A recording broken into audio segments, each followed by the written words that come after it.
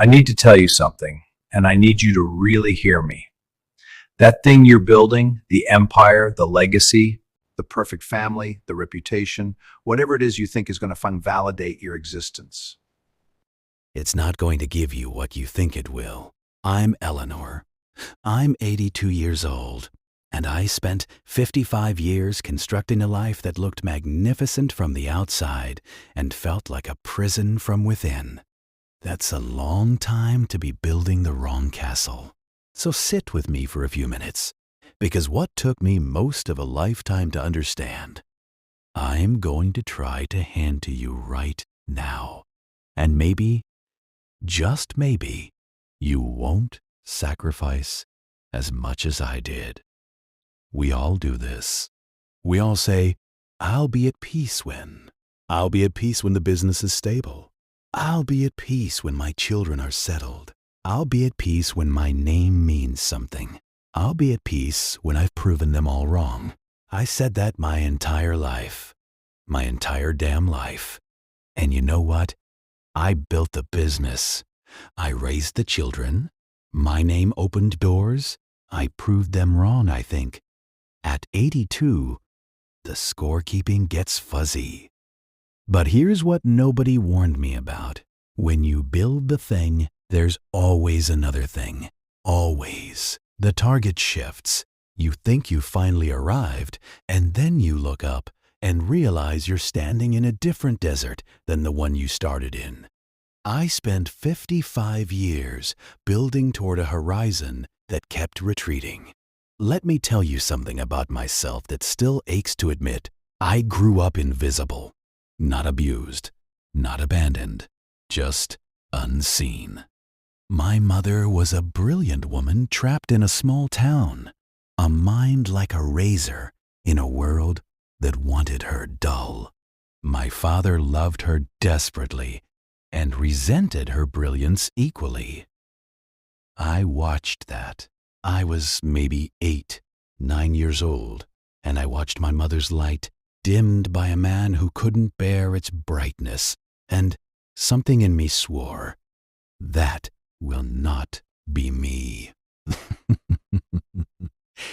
I will be seen. I will be undeniable. I will matter so loudly that no one can look away. So that's what I did.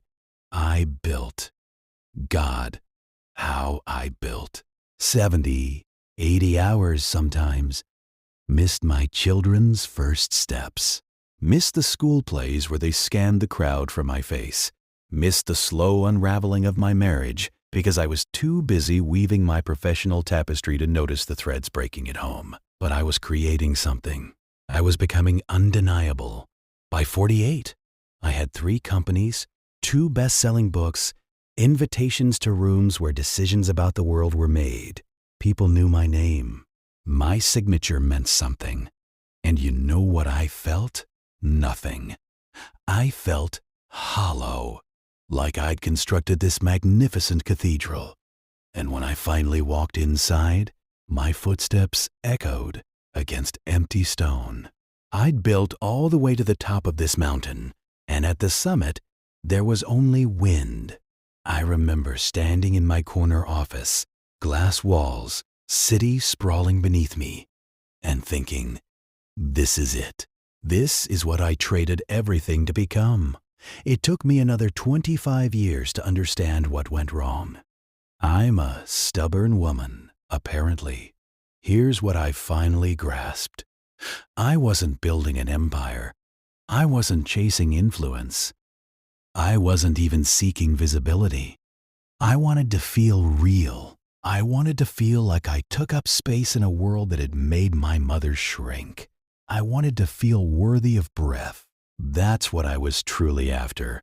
And I believed, devoutly, desperately, that if I built high enough, if I became loud enough, I'd finally feel it. But you cannot construct self-worth. You cannot manufacture it in boardrooms. You cannot earn it through acclaim. You cannot receive it from crowds chanting your name. That feeling, the feeling of being real, of mattering, of being enough exactly as you are, I could have given that to myself the entire time. I didn't need the world's permission. I didn't need to build proof. I just needed to decide. Decide that I was worthy before the first brick was laid. Decide that I mattered with empty hands. Decide that I was enough in the silence before the applause. I could have done that at 22. I did it at 78. That's 56 years I spent trying to construct something that was already my birthright. The same tragedy played out in my motherhood. Different stage, identical script. I thought if I gave them enough, if I provided the education, the opportunities, the safety I never had, they'd feel loved. We'd be connected.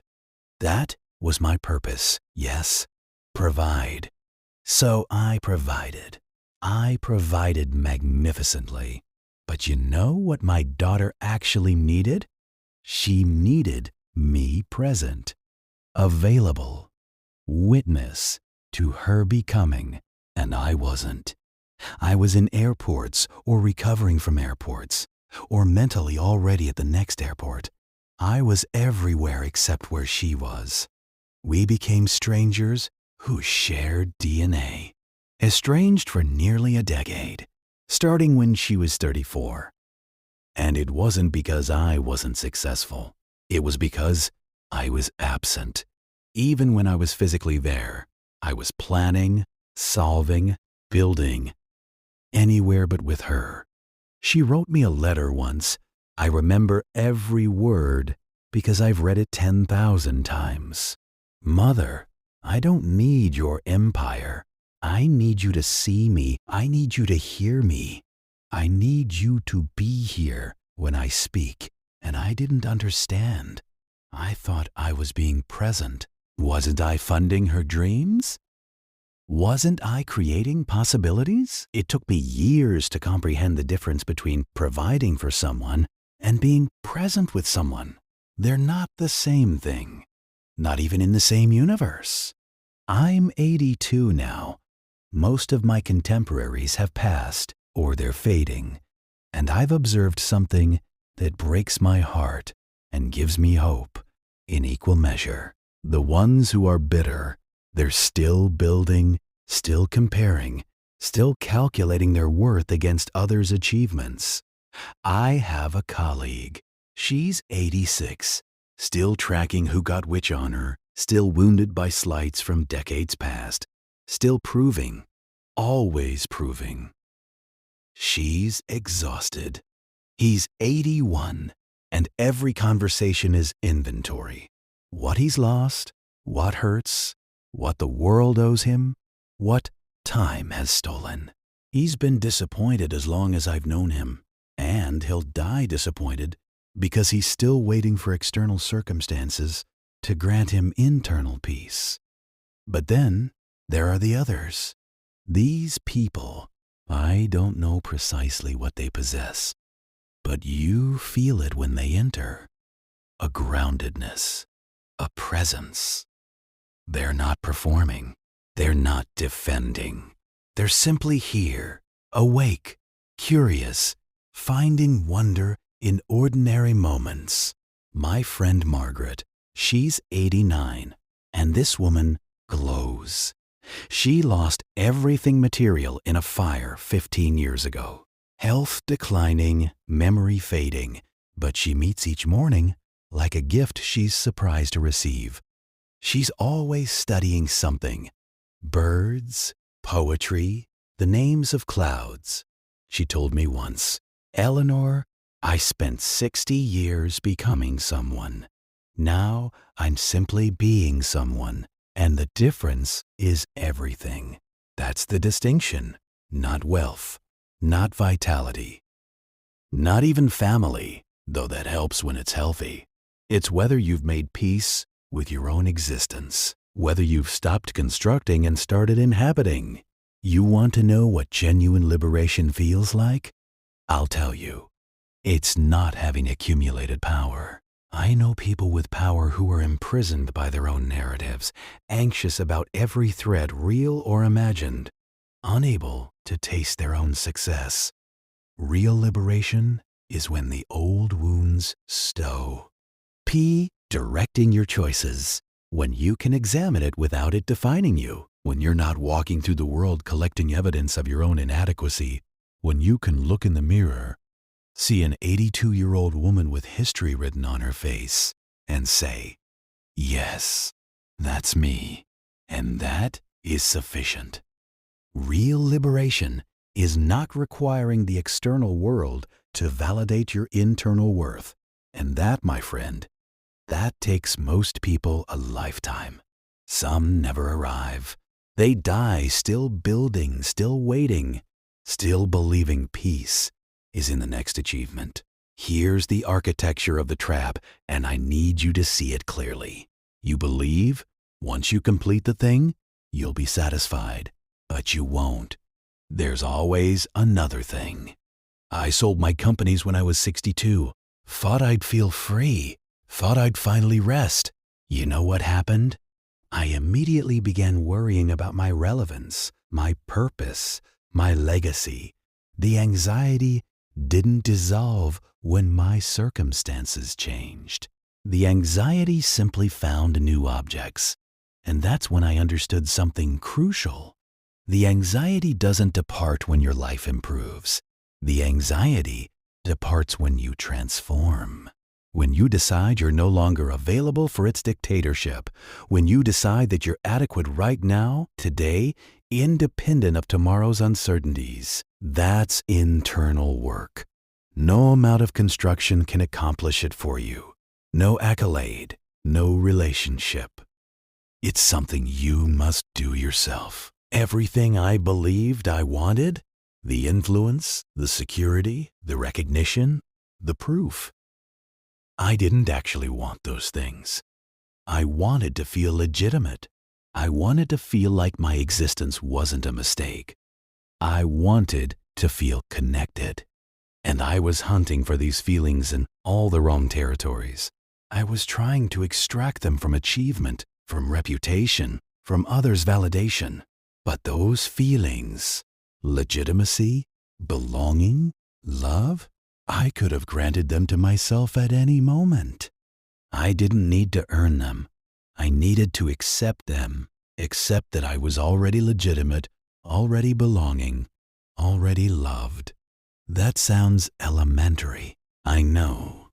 But it took me 55 years to genuinely comprehend it. And I'm still practicing, honestly. 82 years old and still learning. Young people believe fulfillment awaits at the summit. I believe that too. But there is no summit. You reach one peak, there's another ascent. You solve one challenge, existence presents another. That's simply living. That's the nature of it. So if you're postponing peace until conditions are perfect, you're postponing forever. But something is always broken. Something is always missing. The path is the destination. I encountered that phrase repeatedly and never understood.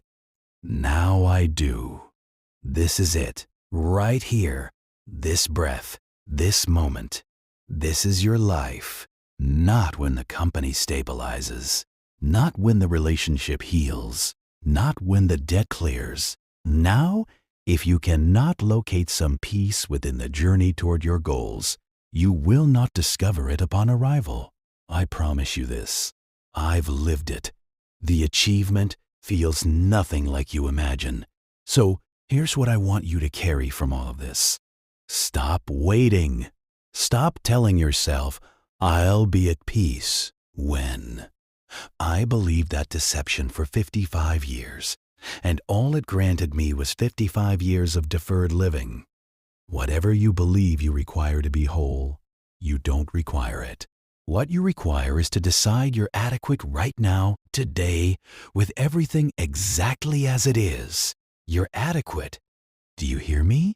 You're already adequate. You don't need to demonstrate it. You don't need to construct it. You simply need to accept it.